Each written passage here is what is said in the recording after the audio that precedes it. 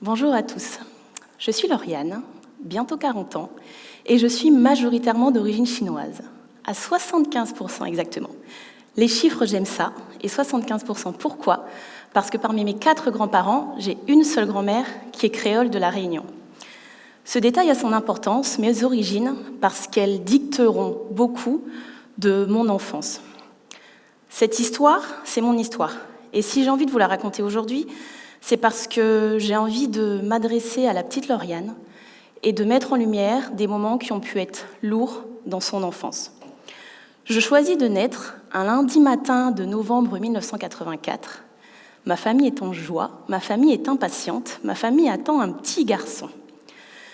Erreur de pronostic, mon papa est très déçu, lui-même sous le coup des projections de la culture chinoise, et il s'enfuit de la maternité. Il reviendra le lendemain.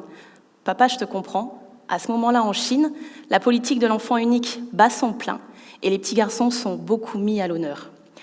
À peine 2 ans, mes parents divorcent et je grandis pour autant entourée d'amour, guidée par une maman à l'instinct maternel fort, choyée par mes grands-parents maternels, et je commence à dessiner une image de petite fille sage, modèle, obéissante, introvertie.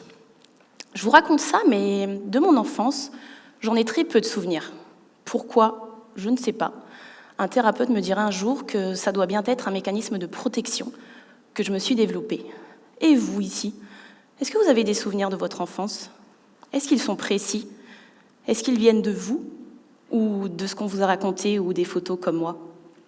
Bref, jusqu'à l'âge de 12 ans, quasi trou noir, je me souviens de peu de choses, mais ma sensibilité se souvient d'avoir souffert de l'absence de mon père.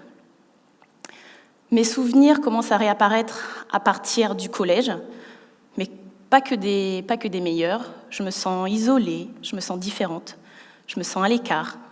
J'ai peu d'amis, et pour autant, je suis très appréciée des surveillants et des professeurs. J'arrive au lycée, on change de décennie, on passe en l'an 2000, je grandis, mes amitiés sont plus fortes, et au-delà de ma sensibilité, au-delà de ce qualificatif de trop sensible qu'on m'a beaucoup répété, commence à se faire ressentir des signes de détermination. C'est ainsi qu'au lycée, je choisis en conscience d'intégrer une filière d'habitude subie, la filière technologie. Je trouve ma voie, le monde dans l'entreprise, c'est pour moi, mes notes s'en ressentent, encore une fois, pour la plus grande fierté de ma famille, de ma grand-mère, et apprendre bien l'école, mon petit-fils. J'entame des études qui m'amèneront à quitter ce cocon familial auquel je suis tant attachée. À peine 20 ans, je me retrouve en métropole, avec ma sensibilité. Pendant la première année, je pleure beaucoup, souvent. Je me demande même comment mon corps arrive à produire tant de larmes. Et ma détermination est là, parce que je pleure, j'appelle ma maman en disant que c'est difficile, mais à aucun moment je ne veux rentrer. Je poursuis mes études, je m'adapte mieux, et en école de commerce, je vis ma première expérience traumatisante où je laisse des étrangers me coller des étiquettes sur moi-même. Travail de groupe. En petit groupe, chacun son tour, on doit prendre le lead sur l'équipe et travailler une idée, puis la restituer. Arrive mon tour, panique totale. Le travail est laborieux, je dépasse le timing, la restitution est catastrophique. Le professeur m'encourage, m'invite à analyser ce qui s'est passé. On sort de la salle et j'entends des élèves de mon groupe dire, avec très peu de discrétion, « On n'est pas leader qui veut quand même, hein. C'est pas donné à tout le monde de mener un groupe. » À ce moment-là, je me colle 3 belles étiquettes, moi toute seule. Je ne serai jamais leader, je ne suis pas charismatique, et je ne saurai jamais guider ou manager une équipe. Pourtant, mes capacités de travail et ma détermination m'amènent à entamer un parcours professionnel plutôt teinté de réussite. Je suis très peu de temps sans travail, j'enchaîne les postes, on me fait confiance. Mes capacités de travail sont très appréciées, pour la plus grande fierté de ceux qui me l'ont inculqué. Et en 2012, alors que je suis en mission à La Réunion, on me propose un poste à responsabilité que je n'ai encore jamais exercé. une opportunité en or. J'ai tellement de chance. Je me sens chanceuse et on me le dit autour de moi. Tu as beaucoup de chance. Un poste à responsabilité, bien payé. Le chemin fait son idée. Je prends peu de temps à me décider et je décide de rentrer en 2013. J'aimerais faire un petit focus sur 2013. Qu'est-ce que ça vous évoque ? Moi, j'aime les chiffres, donc. Et en plus d'aimer les chiffres, j'ai choisi dans cette vie de diaboliser les symboliques négatives. Pour moi, toutes les symboliques ne peuvent qu'être positives. Le 13 est un chiffre porte-bonheur. En 2013, je rentre à La Réunion. Je démarre ce poste, pleine de volonté, pleine de détermination et de motivation. Et en fait, pour ce poste, je me mets de la pression. Beaucoup de pression. Et ça, personne ne le sait. À l'intérieur de moi, ma sensibilité en prend un coup.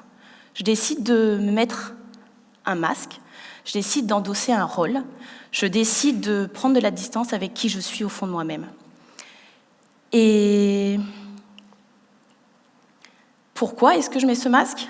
Parce que j'ai peur de l'échec, parce que mon patron attend beaucoup de moi, parce que mes collègues m'observent, parce que mes collègues me testent, et surtout parce que l'opportunité est tellement en or que je ne veux décevoir personne, et surtout pas ma famille.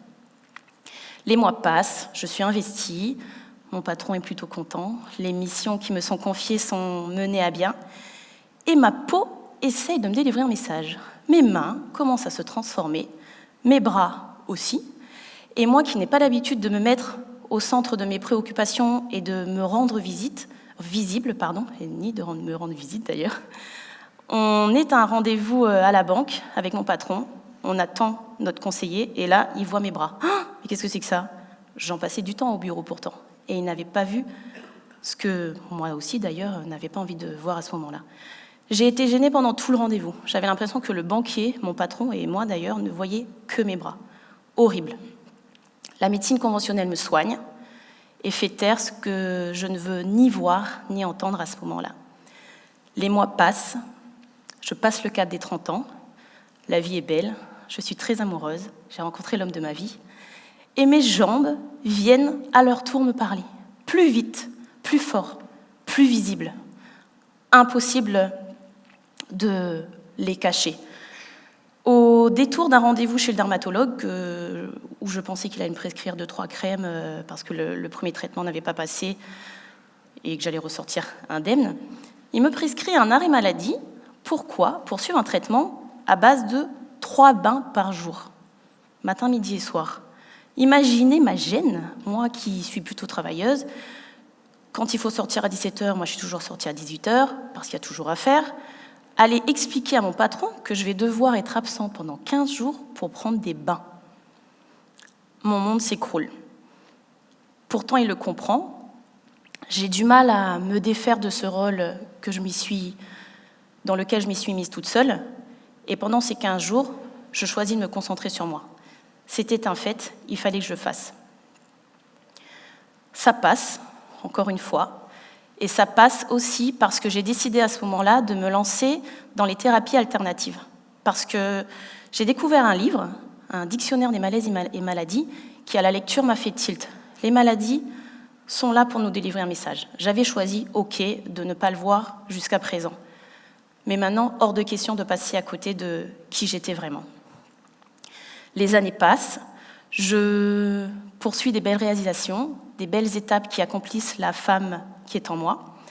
En 2018, je suis très amoureuse, on est très amoureux et on décide d'entreprendre un projet de vie, devenir parent. La maternité, pour moi, c'est un grand sujet, parce que dans la culture chinoise, la mère est respectée, dévouée, engagée, et parfois même dans le sacrifice, parfois souvent même. Donc il était évident pour moi que je devais être mère, et comme par hasard, depuis que je suis petite, j'adore les enfants. Et les enfants m'aiment beaucoup aussi. Aux réunions de famille, communion, mariage, les plus petits, c'est moi qui m'en occupe, avec beaucoup de plaisir. Donc dans mon cercle de copines, il était évident que j'allais être la première à devenir maman, parce qu'en plus, j'aime ça. Et bien, figurez-vous que la vie m'a offert 3 opportunités de bousculer ce cliché. En 2019, je fais 3 fausses couches, la même année. Dans mon parcours, on me dira que vous êtes fertile, madame. va savoir ce que je devais en faire à ce moment-là. Et on me dit que ce n'est qu'à partir de 4 fausses couches qu'on entame des recherches approfondies. Donc mon parcours, aussi bouleversant qu'il était normal. À ce moment-là, en compréhension totale, une deuxième partie de mon monde s'écroule. En 2020, j'ai fait le point sur moi, j'ai continué à cheminer vers les thérapies, et une grossesse tient. Je suis donc enceinte pendant le Covid.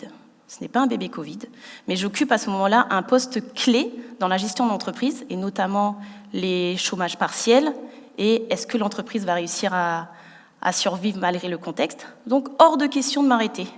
Et je me retrouve à gérer en moi la dualité de ces deux rôles. Je vais bientôt être maman. Est-ce que je me pose ? Je suis carriériste. Est-ce que je dois me poser ? Fin 2020, mon bébé arrive, en très bonne santé, moi un peu moins. Je suis accompagnée par un homme merveilleux et encore une fois, la vie m'offre la possibilité de briser cette projection de maman. Je n'arrive pas à m'occuper de mon bébé comme il faut. J'essaye parce qu'il le faut, parce qu'à chaque fois qu'on me voit, on me questionne comment va le bébé. Personne ne se demande comment va la maman. Et cette maternité, ce qu'elle m'aura apprise, c'est que à ce moment-là, je me sens entière. C'est la dernière pièce du puzzle qui manque. Mon identité est complète. Je ne sais pas qui je suis, mais je suis complète. Je me cherche, pleine de paradoxes, à l'intérieur, à l'extérieur. Et parce que dans mon cheminement, j'aime bien les choses corsées, on décide d'essayer d'avoir un deuxième enfant. Mon premier à 9 mois, et mon deuxième vient se nicher au creux de moi. Je n'ai pas encore terminé mon identité de mère, que déjà un deuxième vient la bousculer. La maternité a été le déclic pour moi. Et je suis certaine que vous tous, chacun aujourd'hui, vous avez en tête un événement, une étape, une situation, même la plus infime, où la vie a essayé de vous dire quelque chose. J'aimerais que vous essayiez de vous en souvenir et de mettre le doigt là-dessus. Nous avons tous vécu des choses lourdes, difficiles, éprouvantes, et c'est OK, la vie est faite ainsi. Mais ce que je veux vous dire, c'est que nous sommes la somme de toutes les étiquettes. Parce que déjà, quand on est, j'en suis la preuve vivante, on pensait que c'est être un garçon. Il va être comme ça, je veux qu'il soit comme ça, il sera mathématicien. Nous sommes, de toute façon, plein de projections de notre famille. Mais nous avons le droit et nous avons l'obligation de choisir qui est-ce que nous devons être aujourd'hui. Est-ce que vous êtes fiers de vous aujourd'hui ? Est-ce que vous avez envie de vous cacher ? Aux yeux de qui ? Choisissez de vous ôter des projections qu'on a voulu vous faire croire. Choisissez et vous verrez, la vie va vous aider à y croire. Je vous invite à le faire. Promettez-moi de le faire. Je suis sûre que vous serez surpris. Merci.